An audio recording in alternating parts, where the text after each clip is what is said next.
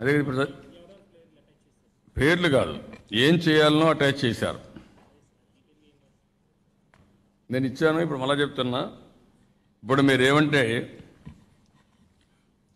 Page number 28లో talking points and Sevamitra మొత్తం ఇవన్నీ రాశారు. Sevamitra, role of players, modus operandi, offences involved in this, దానికి ప్లాన్ ఆఫ్ యాక్షన్, ఎఫ్ఐఆర్ ఎటు పెట్టాలా, ఐటీ గడ్డి పైన, లేకపోతే సేవామిత్రని మొత్తం కొలాప్స్ చేయాలి, టాప్ లెవెల్ ఆర్గనైజర్స్ అందరినీ కేసులు పెట్టాలి, సిబిఐ ఇన్వెస్టిగేషన్ కోర్టు ద్వారా అడగాలి, అదే మరి నేషనల్ మీడియాలో చెప్పి తప్పుడు ప్రచారం చేయాలి, అదే మరి ఇంకొక పక్కన వైలేషన్ ఆఫ్ ఆధార్, దానిపైన యాక్షన్ తీసుకోవాలి పెట్టాడు. పక్క పేజీలో చూస్తే మళ్ళీ focus points for search on IT grid India private limited Hyderabad, వాళ్ళపైన ఫోకస్ పెట్టాలని నేనే చెప్పాడు. వాళ్ళపైన Aadhaar case, election data, various benefits కెట్ అనుసంధానం చేశారు, చెప్పాలని పెట్టాడు. ఇంకొక పక్క ఇవన్నీ కలపడానికి ఒక సాఫ్ట్వేర్ తయారు చేశారు, ఆ సాఫ్ట్వేర్ కూడా ఐడెంటిఫై చేయమని పెట్టాడు. సేవామిత్ర అప్లికేషన్ ఇవన్నీ ఆ డేటా అంతా కూడా తీసేసుకోవాలి, క్యాప్చర్ చేయాలి, ఇవన్నీ కేసులు పెట్టాలి, తప్పుడు కేసులు పెట్టాలని చెప్పాడు. ఇంకొక పక్కన ఈ ఓటర్స్ లిస్ట్ ఇవన్నీ చేశారు, అవన్నీ పట్టుకొని అప్పచెప్పాలి, ఆ ఓటర్స్ లిస్ట్ వీళ్ళ దగ్గర ఉండకూడదని పెట్టాడు. ఐటీ గ్రిడ్కు తెలుగుదేశం పార్టీకి సంబంధం ఏముందో అవన్నీ ఎస్టాబ్లిష్మెంట్, సంబంధం ఏంటి, మా అవుట్సోర్సింగ్ ఏజెన్సీ అది అంటే తప్పుడు కేసులు పెట్టమన్నాడు.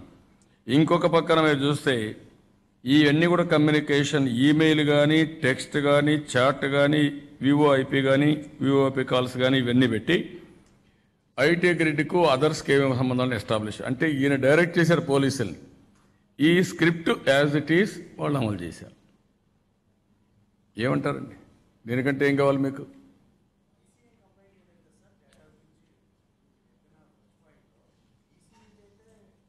వీసీ నుంచి రాలేదు, వీసీ చెప్పారు వాళ్ళు అందరూ ఎవడైనా ఉపయోగించుకోవచ్చు, మా డేటా ఈజ్ పబ్లిక్, మీరు ఆన్లైన్లో పోతే ఎవరికైనా దొరుకుతుంది మా data, what is the secrecy? We're involving people for vote to right, verification of vote, అందరికి ఓటు వచ్చాడుగా, అవన్నీ వాళ్ళు చెప్తూనే ఉన్నారు. Where is the doubt on that?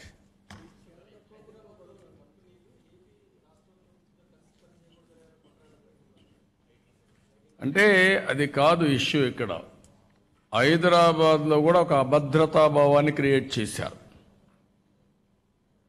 ఎందుకు అభద్రతాభావం అంటున్నానంటే, ఐటీ అనేది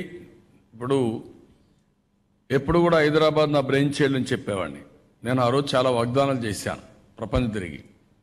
ఇలాంటి తప్పుడు పనులు చేసే వ్యక్తుల వల్ల హైదరాబాద్ ఇమేజ్ దెబ్బతినడమే కాకుండా అందరినీ ఇబ్బంది పెట్టే పరిస్థితికి వచ్చారు. That is where we're worried now. Hyderabad కేంద్రంగా చేసుకొని అవుట్సోర్సింగ్ చేసే ఏజెన్సీ పైన దాడి చేసి మనల్ని ఇబ్బంది పెట్టే పరిస్థితి ఊఈసీ అని అడుగుతున్నా. Is it not a breach of trust? ఒక నమ్మకాన్ని కలిగించే పరిస్థితి ఉన్నప్పుడు నీ ఇష్ట ప్రకారం చేస్తే నువ్వు హైదరాబాద్కి అన్యాయం చేస్తున్నావు, అక్కడ ప్రజలు యాక్సెప్ట్ చేసి చేయనండి, నేను దాని గురించి మాట్లాడలేదు. నువ్వెవడు ఇక్కడికి రావడానికి? అంటే ఆంధ్రుల యొక్క మనోభావాలతో నువ్వు ఆడుకుంటావా? మా జీవితాలతో నువ్వు ఆడుకుంటావా? మాకు ఆత్మగౌరవం లేదా ఇక్కడ? నేను హైదరాబాద్లో 30 ఏళ్ళు పార్టీ ఉంటే నేను పోతే ఎలక్షన్లకు పోతే ఏం ప్రచారం చేశారు? ఆంధ్ర వాళ్ళ పరిపాలన కావాలని అడిగారు మీరు. ఎవరాలు అవేర్? నేను ఆంధ్ర వాళ్ళ పరిపాలన కాదు, నా పార్టీ 30 ఏళ్ళ నుంచి ఉంది అక్కడ. నువ్వు కూడా పార్టీ నుంచే పెరిగావు.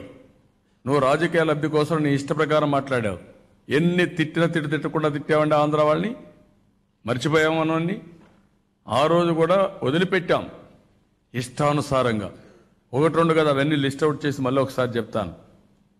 కడాన ఉలవచ్చారిని కూడా ఎగతాళి చేసే పరిస్థితికి వచ్చాడు.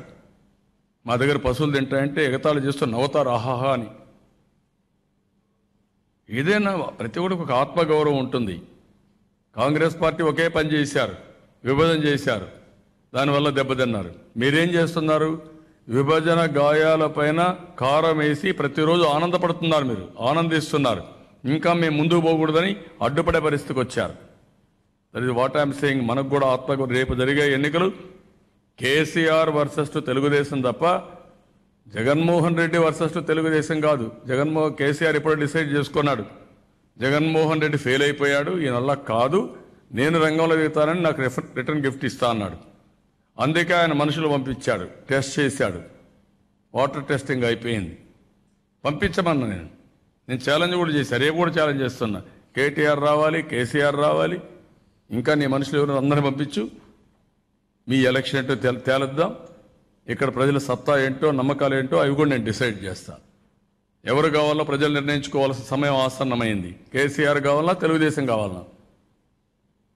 నీ 1000 కోట్ల రూపాయల కక్కుర్తి పట్టి రాష్ట్రాన్ని అమ్మేస్తావా నువ్వు? ఆత్మ గౌరవాన్ని అమ్ముతావా నువ్వు? ఎవడిచ్చాడు నీకు అధికారం? ఎన్ని పనులు చేసుకున్నారు మీరు తెలంగాణలో? ఇష్టానుసారంగా నీ పనుల కోసం కక్కుర్తిపడి రాష్ట్ర ప్రయోజనాలు తాకట్టు పెడతారా? మీ కేసుల కోసం, మీ పనుల కోసం, మీ డబ్బుల కోసం.